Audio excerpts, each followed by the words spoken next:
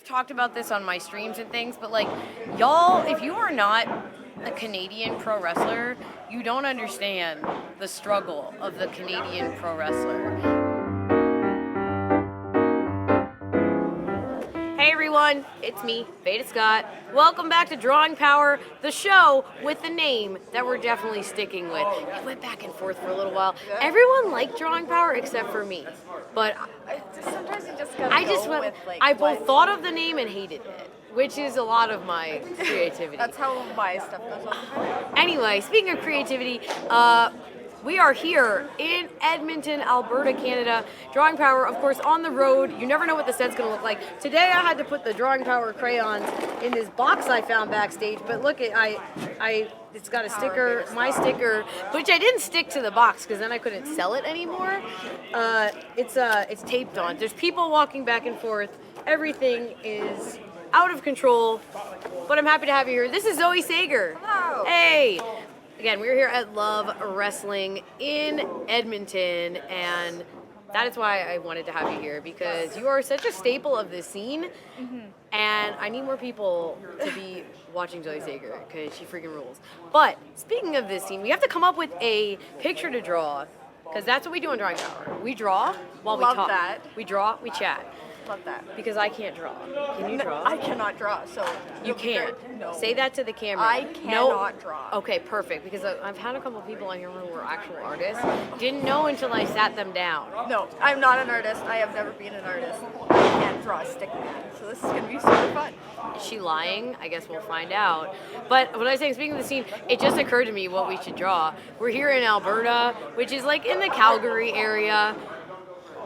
Yeah, kind of. He's a sharpshooting, Goldberg hating, excellence of execution. We're gonna draw Bret Hart, baby. Hell Did I even bring pink crayons? I hope I did. Oh. All right. Okay. So again, the basic rule of Drawing Power, there's no rules because it's not a competition, but if there were guidelines. We try not to look at each other's picture and then we reveal at the end. Okay. But I know that logistically that can be difficult, and you can use whatever crayons you want. Okay. This is the official Drawing Power crayon sharpener. Sick. All right, and then we just keep going until we're done with the interview. Okay. The problem with drawing the same person is we may run into issues with the colors, but that's okay. We'll That's figure okay. it out. We'll figure it We'll out. burn the We'll bridge make when it we work. get there.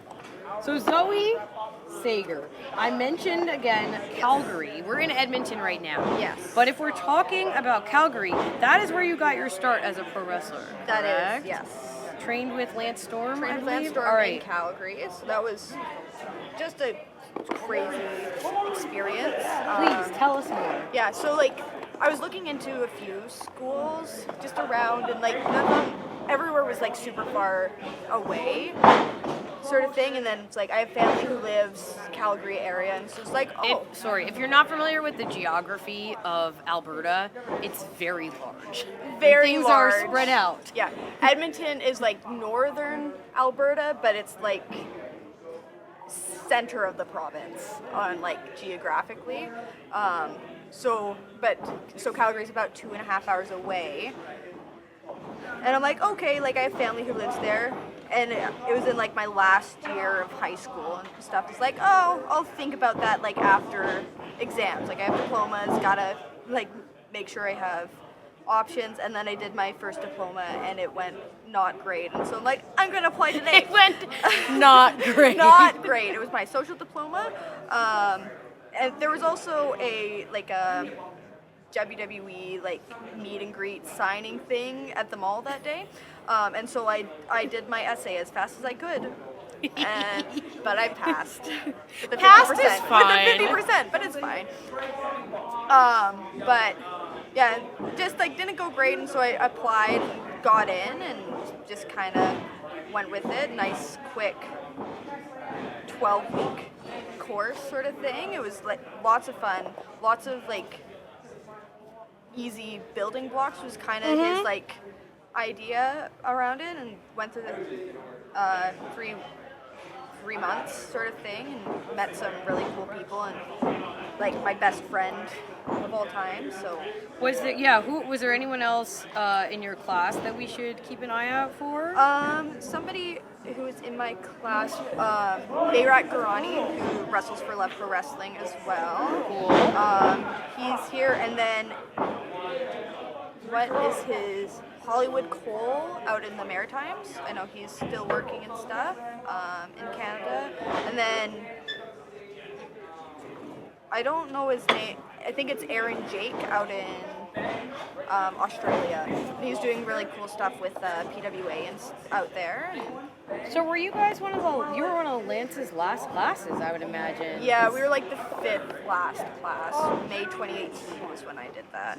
May 2018, yeah, that makes sense, because then I know Lance, he's kind of doing full-time TNA, DDT type stuff. Yeah, so he like, for his last class he went to, I think, was like a producer for WWE or something for a minute there, and then he was hit, yeah, and then now he's with like TNA, which is really awesome for him. I've seen him a couple times since then. He's very, very sweet.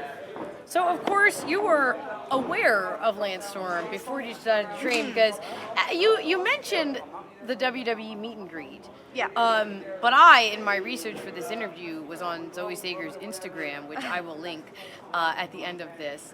But I scrolled all the way back. Yes. And the first photo on your Instagram is you at a meet and greet with Alexa Bliss. Yours is a little thing there, a little bitty thing there. Little bitty thing. So you've been a wrestling fan for how long? So that was actually the meet and greet. That was the meet and greet? You're ready to go. Yeah. So I watched wrestling, or I was aware of wrestling my whole life, sort of thing. My dad watched it, and like his family watched it. My mom also, when she was a kid, on when she was getting her hair done, the one day would watch Glow. That was the one thing that her mom let her watch, sort of thing. So I was always kind of aware that it was a thing, but wasn't super. Fine, everything's fine. Super duper into it, but I knew about The Undertaker and that sort of stuff, and it was kind of just on. And then I was kind of starting to get into it a little bit more, but then my family moved because my mom was going through school and stuff. And so we just didn't get the channel anymore, and I wasn't super butthurt about it, just because just the era that it was in. The last thing I remember super vividly of the women's division and stuff was P.D. James and stuff. It was just that kind of just bums you out. It bummed me out, and so it wasn't super I was starting to get into it a little bit more. It was one of the manias where I think Good Times was the theme song for it, and so that's whatever. So I didn't have the channel anymore. I wasn't super heard about it. Then when my family moved to Edmonton, we got the channel again, and kind of just. That was it? Yeah, that was it. But I feel like there's a lot of people that their story of their wrestling fandom went like that. Where you're into it as a kid, and then other things either you got other interests, other things got in the way, or you said, it just wasn't particularly entertaining because the treatment of the women was disgusting, etc. And then later on, I've talked to so many people where it's something my roommate in college was watching SmackDown one night, and then I was like, whoa, this is fun, and then I started to train, and it's pretty cool how people come back to it. Yeah. And I think it's pretty cool how particularly women will come back to wrestling with the knowledge of ooh, that really sucked. Let's not do that. Yeah. And now that we meet some of these women who were active at that time, people like Mickie James, who fucking rules and is just incredible. So amazing. And hear what they had to go through and what they had to deal with, and being told just don't have good matches. Yeah. Because the men will be upset.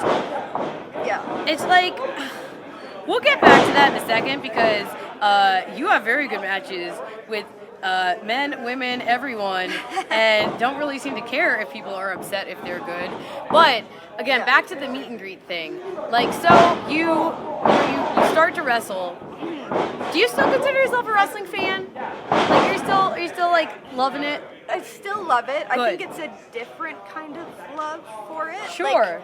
I definitely can't watch matches the same way just because like I'm in the know a little bit too much. I know like kind of what's going to happen, but then it's almost more exciting when the match is like really good, because then it's like, whoa, like these people were like are doing like this crazy stuff of like, oh, they're changing up, like if you do like wrestling psychology, the more traditional, like, oh, they're changing this up and kind of getting into like let's think about this. Let's think about this, folks. The average like professional wrestling match, like for example, we're here at Love Wrestling, or LPW, which is an independent promotion here in Edmonton, and a lot of times it's about 2 hours before the show right now. It's a little early, and we were here early to chill and film this thing and get some reps in. And people are still coming in. There's people now who are going to start, talking about the wrestling match right now with someone that they may have never met before. Yes. And so within the next hour, they will put together a live stunt show, which they will then perform with no rehearsals in front of a live crowd, and someone at any moment could just die. Yeah. That's crazy. And that's pro wrestling. Yeah. And that's so much more interesting to me than like, well, is it fake? Like, it's like is it's it fake? It's like, oh, okay, chill. Like I've had too many concussions, too many like. I have been fortunate. I haven't gotten like injured, but I've been concussed. I've been knocked out. I have friends who have broken bones and stuff, and so it's just like to simplify it down to fake because it's a little bit. Yeah, it's like it's fake. It's not a real fight. Obviously, like it's like I know if I'm gonna win or not, but like. And I know when I'm gonna go for this and that sort of stuff, but like I don't know if like that end result is gonna end in this one time, because one timing goes off and it's such like a trust exercise sort of thing, and it's like, okay, like whatever you do, people can have your opinions if you want, but it's like I'll defend it wholeheartedly. And I just think the performance, like how wrestlers talk to their opponents and how wrestlers make these matches is truly the most interesting thing. And then people will and going off of matches, like people will put together things in a way that are like, oh, I never even imagined like those things could like flow into each other the way that they do, and like being able to like pull from other people doing stuff and be like, oh, that's so different.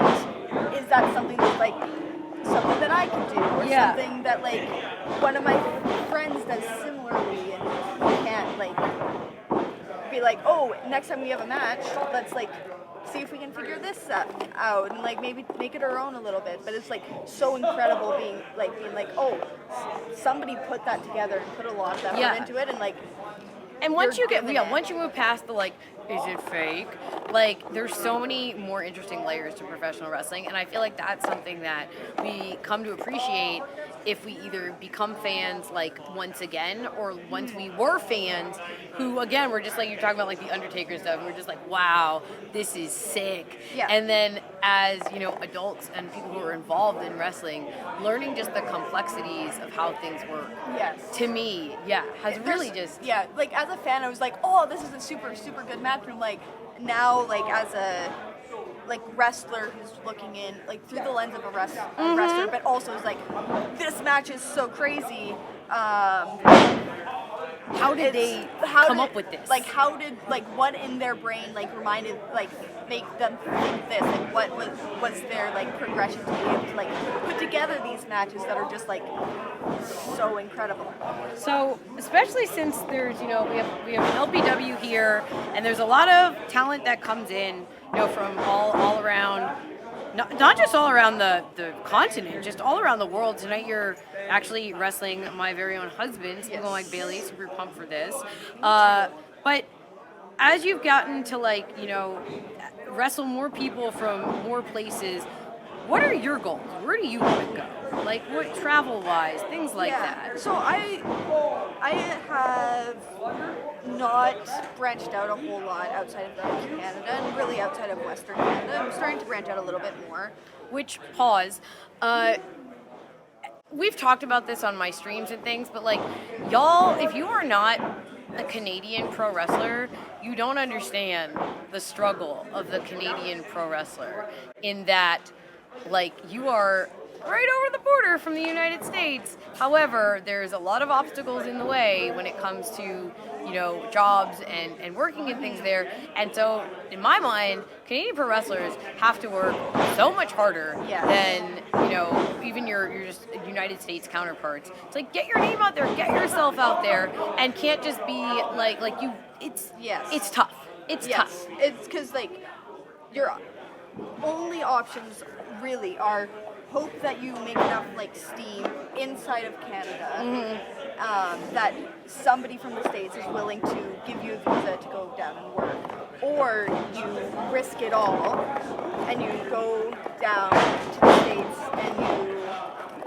without a visa, and then you risk being banned from wrestling in the States or even visiting the States on, like, a holiday for up to... That was Nicole Matthews that we just looked at, who came by doing, like, the devil horns. Former guest of the show, friend of the show, Nicole Matthews, who is another Canadian who, like, has now started to be able to branch out even more. But again, it's just like, it freaking sucks. Sorry to, like, editorialize too much here, but it sucks. And that's why, you know, I'm happy for places like LPW that are able to distribute matches. But at the same time, it's like, it's just frustrating. It's frustrating. It's frustrating. And, like, yeah, I know too many people, and, like, granted, it's not a lot, but even one is too many people who have had that experience, and it's like, it sucks, and it, like, puts a limit. It's like, granted, like, your husband, like, was able to make the most of it, go to Japan, like, travel elsewhere, like, keep on building that way, but sometimes that's not the case, and people just end up not being able to do it. Well, and, like, that kind of, like, I guess could be the silver lining aspect of things. We talked about, like, making the most of it, and, like, maybe can, you know, push people to pursue other opportunities. Here at LPW, we just had Gigi Ray come back after a tour of Marvelous. Yes. Is that a direction that you're interested in? Yes, I would love to be able to go to Japan and train. It's like, that's very high up there. I remember when it first started, it's like, I'll go to all of these places, but Japan scares me. But, like, it's the style that I, like, enjoy watching the most of, like, just, like, these girls are just, like, hitting each other and just killing each other for, like, just, like, the art of it, sort of thing. And it's, like, so now that's one of my, like, I want to go in toward Japan. Hopefully, that will come through, sort of thing. But as far as, like, future goals as well as that, it's, like, mostly just, like, getting signed by any major company that'll take me at this point. It's like, who's willing to give me, like, so that way... No, someone who's, like, willing, honestly, I really think of someone like you as, like, an untapped resource. In not, I don't mean, like, not in a commodifying way, but, like, the idea of there is so much talent, you know, who is now, you know, starting to branch out, like you said, starting to get more exposure. And at the same time, they've been developing and, you know, molding themselves, and to the point where it's like, oh, like, holy crap, I didn't know that this existed. And I think that is that element, I don't want to say element of surprise, but I think that the fact that, like, you are able to, like, work on your craft and develop yourself and, like, be ready, because, like, you're ready, is cool. Like, there's that aspect of it, but at the same time, like, I get it's frustrating. And I have you drawing Bret Hart because I believe I know you've met Bret. I saw a picture again. I was on the Instagram doing research. Were you like a fan of, like, specifically, like, the Canadians? Was that a thing? Yeah, like, I think there's always, like, a bit of Canadian camaraderie where it's like, no no matter what, it's like you're gonna be cheering for your Canadian besties and stuff. It's like as much as it's like, no, I don't know this person. If you're out there in the world and you meet another Canadian, like you're gonna be fast friends, sort of thing. Speaking of meeting another Canadian, I don't know if Bret Hart would know this is him if he were to meet this drawing. I think Bret Hart has famously been drawn before, like he was on The Simpsons. Yes. And I think I kind of remember he was on The Simpsons, right? But I kind of remember from the old like WWF magazine days, he might have had like a little cartoon thing. He might draw, like he might be a cartoonist. I remember Jerry Lawler was, but I think Bret Hart might have done some doodles. Right. It might not have been true. If it was in WWF magazine, I don't know. They might have just like wrote an article and like attributed it to him. Yeah. And I was 7, so I was not questioning this. Yeah. But I wonder. I'm sorry because it's not great. This is better than my drawing of Jushin Thunder Liger, which looked like Jeff Hardy as Willow. But it's coming together Mine's a little rough, but it's fine. So, of course, we've got the goals, we've got the get signed, we've got the expand around the world. But the thing is, how can people see more of you? Where can we find you? So I'm at Love Pro Wrestling every month. Right, and that's on IWTV. So on IWTV now, and then all of the matches also, at least for right now, don't quote me on it for later, but they also get uploaded on YouTube. Right. All of my matches prior to March 29th, which is today, has been uploaded on YouTube. Perfect. For Love Pro Wrestling. Also, funny that we're doing Bret Hart. Occasionally I'll wrestle for Dungeon Wrestling down in Calgary, which is Bret's son's promotion. Okay. Yeah. I wasn't sure what the connection was, but I knew there was one. Yes. So that was it's like Bret's son Dallas. Who also used to have a column in WWF magazine. Well, I don't know. That's what they said. Again, I don't know, but I just remember this from when I was a kid. Honestly, that would be pretty cool. So if you were wondering, does Bret Hart's son Dallas have a wrestling promotion? The answer is yes. It's Dungeon Wrestling. Yes. In Calgary, they run every so often, and I can't remember exactly what their breakdown is. They also have a show tonight, so that's fun for them. But yeah, they're Nation Extreme Wrestling as well. My matches for them have been up on YouTube, but mostly Love Pro Wrestling is my home and where I do most of my wrestling stuff. Which is cool. Like what is happening here with LPW is like I've been here now. I think this is my 3rd time over the past year-ish or so, maybe a little bit more than a year, and they're selling out constantly, which is crazy. But it's just like it's a cool community, and it's cool to see that. I'm like looking around. We're in the venue right now. It's a very cool venue. It's cool to see, like, again, wherever you go, like there's gonna be pro wrestling fans. It's cool, and it's cool to know that, like, here in Edmonton, this scene is just building and building and building. You're a huge part of that, especially as stuff branches out. But again, your social media. Can we get your social media too, please? On X, I am at Sager Zoe. Then on Instagram, I am Zoe_Sager. One was stolen on the other, and I can't remember which one it was, and I can't figure out how to do anything about it.